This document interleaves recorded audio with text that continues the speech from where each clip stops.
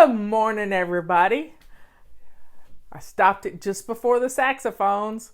Anyway, I don't know about y'all, but we did a lot of celebrating last night. We watched every fireworks show we could on television. We watched the flyover of the wonderful aircraft that's in our Army and Navy and Coast Guard and Marines and Air Force. I forgot the Air Force. Anyway, so we sure had a wonderful time. Our dogs did real good with the fireworks. We had neighbors shooting fireworks. We had fireworks downtown that were being shot off the college campus that we can see from our back deck. So it was a wonderful day. I forgot what day it was, though.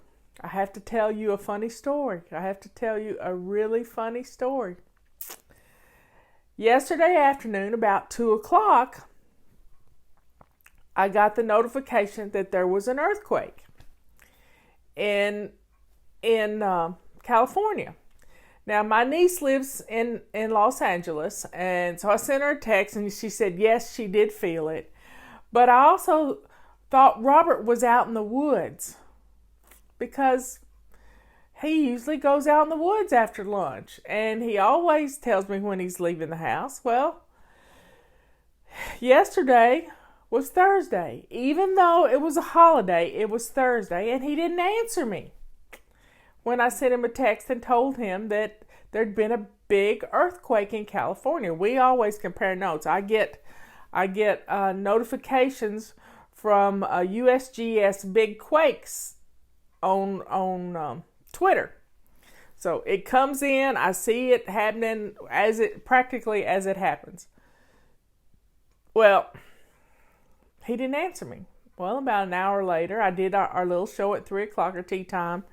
And then by 4 o'clock, I tried to call him and he didn't answer.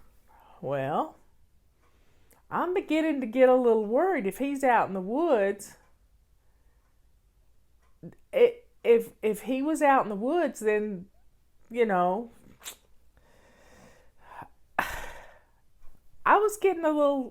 I was running over in mind what I was going to do. I was going to call my neighbor Neil and ask him to help me look for Robert in the woods.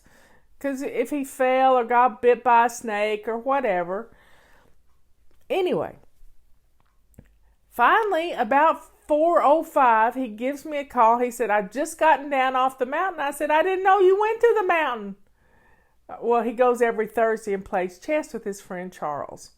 And he's been playing chess when we met 22 years, and we've been married 22 years. So it's 44 years of Robert driving up the mountain to play chess, to see his friend Charles. And Charles is getting on up there, so Robert doesn't like to miss a single time with Charles. He loves Charles. Charles is family. Charles's children are like Robert's brothers and sisters. It's just, it's a great relationship. If they hadn't have loved me, he wouldn't have married me. He told me that right off the bat. Charles and Jeanette have to meet you. So it's just, they're part of our family. But I had forgotten that it was Thursday because it was a holiday. And I didn't do all my questions. I have different things I do every day. Wednesday's anti-procrastination day. Thursday is our big show and we answer questions. And we didn't do that yesterday. We just had a plain old show. Quickie show. So when Robert and I first met, we got married pretty fast. I'll tell you. It's Friday, so I'm going to talk about date night a little bit. We got married pretty fast. And he looks at me one day, and we've known each other about 6 weeks. And he says, this is looking a lot like marriage. What kind of engagement ring would you like? And I said, I don't need an engagement ring. I can just have a wedding band. That's fine. So I answered the question. I said, yes, I would marry him with another, with a statement, which I now know is woman speak for, yeah, let's get married. Well, within 6 weeks, we were engaged, and in another 6 weeks, we were married. And it's just a powerful, powerful thing. Well, after we got married, I found out that Robert had a premonition. He'll probably kill me for telling you, but I'm still going to tell it. He had a premonition, and his premonitions and my premonitions too come in music. We hear song lyrics, and Robert is a classical music fan, so he doesn't really get into popular music or musicals or anything like that. But he had this thought in the summertime before we met in August.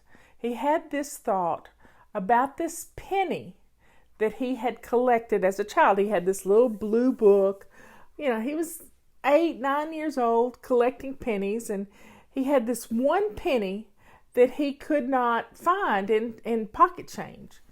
And that one penny was a 1957 penny. I think it was minted in San Francisco. And he couldn't find that. So he paid 25 cents for that penny. I don't know how he found someone with that penny, but he paid 25 cents for that penny. And he always felt like it was cheating.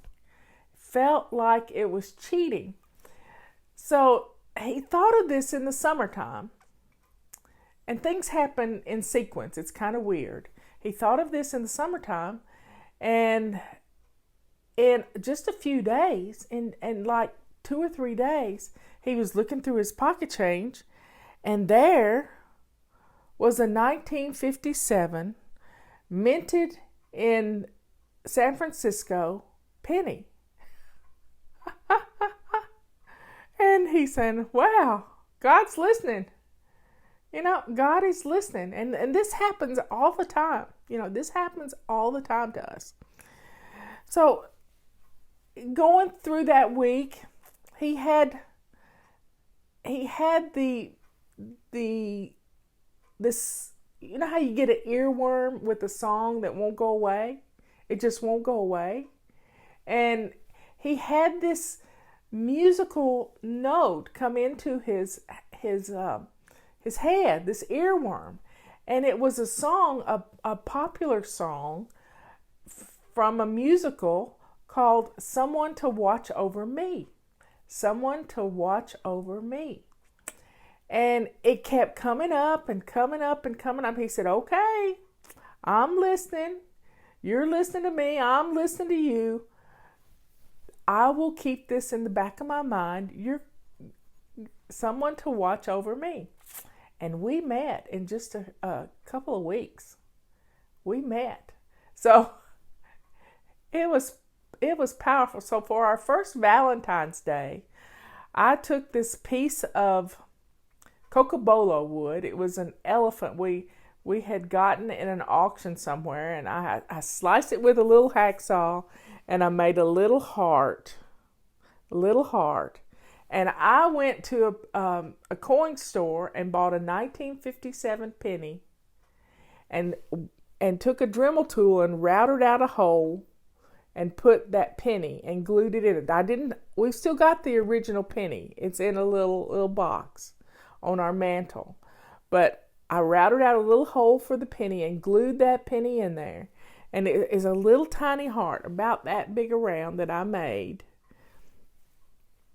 And it's gotten smooth because he has carried it in his handkerchief. And on the other side, I took a little oval and cut my face out of one of our wedding pictures and glued that into a little oval. And above that, and it's worn off long time, and wrote down on a little piece of paper and decoupaged it on this cocobolo wood, someone to watch over me. And that was my Valentine's present for him, our first Valentine's Day. And he has carried it with him everywhere he goes. Not when he's out in the woods, but when he puts his handkerchief in his pocket, it gets folded in his handkerchief and put in his back pocket. And so you see, when he didn't answer my text yesterday, he can't get them up on top of the mountain. And I was concerned, I was not born in 1957. I was born in 1956. But that didn't matter. It was still God's listening. And so it's just a beautiful little story. When you can reminisce about,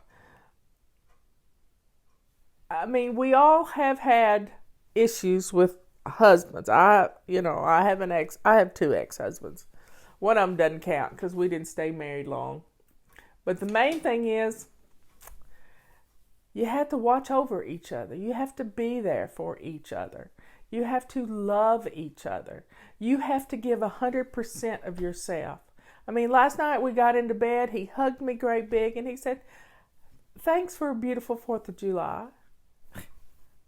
All I did was barbecue chicken. And by the way, it was really good. That slow fire, it was juicy chicken, it was done. The corn on the cob was wonderful.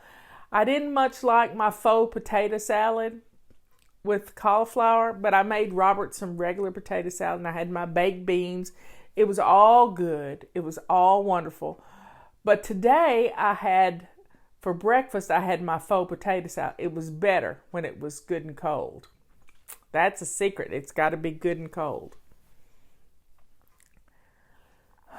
So, folks, you can do lots of things, but in a relationship, you have to give everything you got. You can't keep score. You can't you can't expect of others what you're not willing to give in a relationship. You've got to give all you've got. He's got to give all he's got. And you just have to love each other. Love each other. And that's the main thing. I don't know what else to say. You just love comes deep in your heart, but it's the actions that you help. It's the actions that show that's love. Love is not, what is love? Well, love is what you do for others. Yes, there's unconditional love, but love is doing little things. Nothing says I love you like clean underwear. Now, Robert doesn't like for me to do his laundry. He doesn't mind me doing his laundry, but he does it himself. But if you've got a clean toilet, clean bathroom, the actions you take around your house show your family the love that you have for them. Living in a pigsty does not do that. You can say I love you all day long, but if you're still treating your family with disrespect and a lack of love because you won't pick up after yourself, you have to take care of your home. Your home is a representation of what's going on inside of you. So loving yourself is the key to loving others. That's why we teach people to finally love yourself. You have been so deprived of love and you don't know how to get it, but you have to give it to yourself first. It's like putting that oxygen mask on an airplane. If you're on an airplane and the oxygen mask drop down and the flight attendant says you have to put your oxygen mask on first before you help others. That goes against everything we believe as a parent, as a mom. It goes against everything, every single thing. But when you think about it from a standpoint of if you're not breathing, the rest of the family's not going to breathe. So you've got to take care of you first. Put that oxygen mask on first and then help others. You can help as many people as you want, sitting right around you. You can help them get their oxygen mask on. Now, I'm going to change the subject. Leanne's on here. She is having a moving sale. So if you live in Boulder and you need anything, she's got tons of, she sent me pictures this morning, tons of stuff that's for sale. She's getting rid of so much stuff. So much stuff. But we'll find we don't really need as many things as we think we do. We really don't. So get rid of the things that you don't use at least 3 times a week. Bless others with your abundance. Bless them. Have a moving sale. She is so happy to be, she's been burdened with this stuff for many years. I know I've started over 3 times with nothing. And you know it accumulates. That stuff just keeps on coming. But you can get rid of it. I mean, think about leaving home as a child and going off to a college dorm. Think about that for a second. College dorm. You don't have very much stuff. You probably got all you can put in your car for your college dorm. Then you graduate to a little apartment. Your college dorm stuff, you don't have much room. You got plenty of room for other things. So you get a couch and a chair and maybe a dining table. So the stuff starts growing. And then you start getting kids. And kids have lots of stuff. Kids have tons of stuff. So you got all this kid stuff and your husband's stuff. And the stuff starts, woo. And then the kids leave home. And all their stuff is still there. You've got everything. I know Justin's toys from when he was little are up in the attic at his dad's house. Yep. So think about downsizing. Downsizing within your own home. And you know what that's going to do? That's going to give you more room in your own home. And millennials, I saw a news program yesterday, a news little thing about housing. Millennials don't want big houses to keep up with because they want to have adventures. They want to go out and do things. They just want a place to come back to. Eventually, they'll decide that they need a bigger tiny home and a bigger tiny home. You've seen that commercial on TV. Well, maybe one day I'll downsize to I'll be in a tiny home in Justin's backyard. But that's not what I want. I want to stay in this house till they wheel me out, feet first, you know? This is where I want to be because I have got nature all around me. It's 20 degrees cooler. I've got fireworks on the 4th of July. I have I have room for the critters to run and have fun.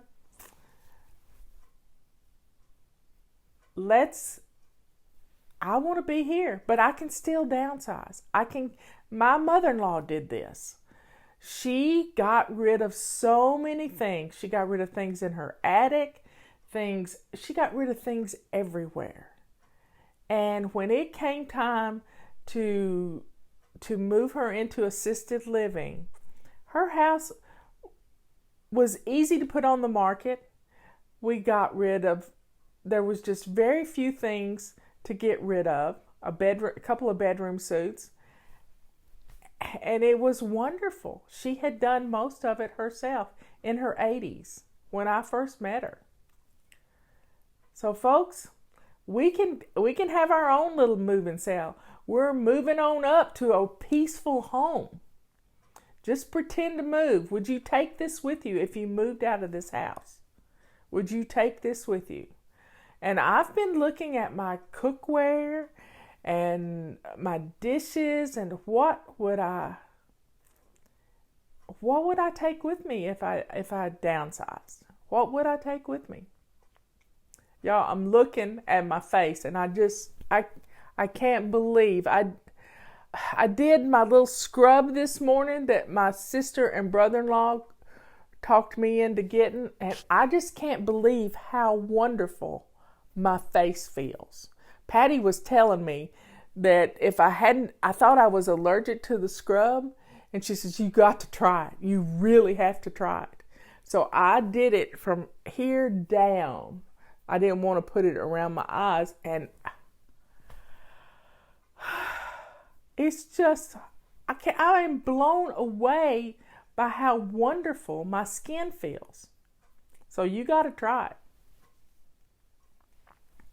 Well, folks,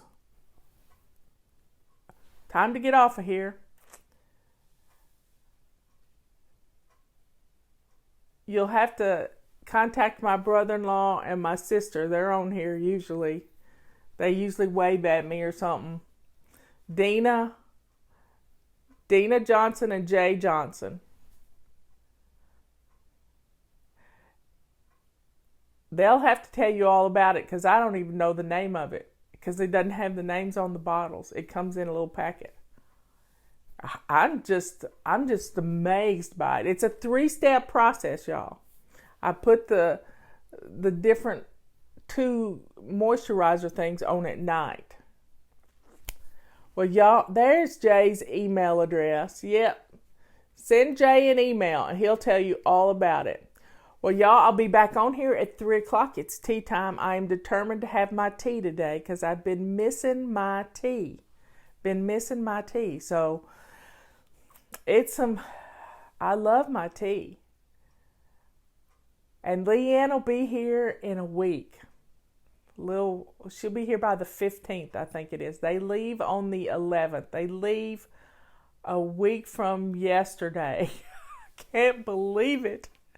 Leanne's going to be here. I'm so excited. So excited. Well, folks, y'all have a good rest of the day. I'll see you at 3 o'clock for tea time. Bring your tea. I'm going to have mine. I love you all. Talk to you later. And clean out your purse. Clean out your purse. Clean out your car.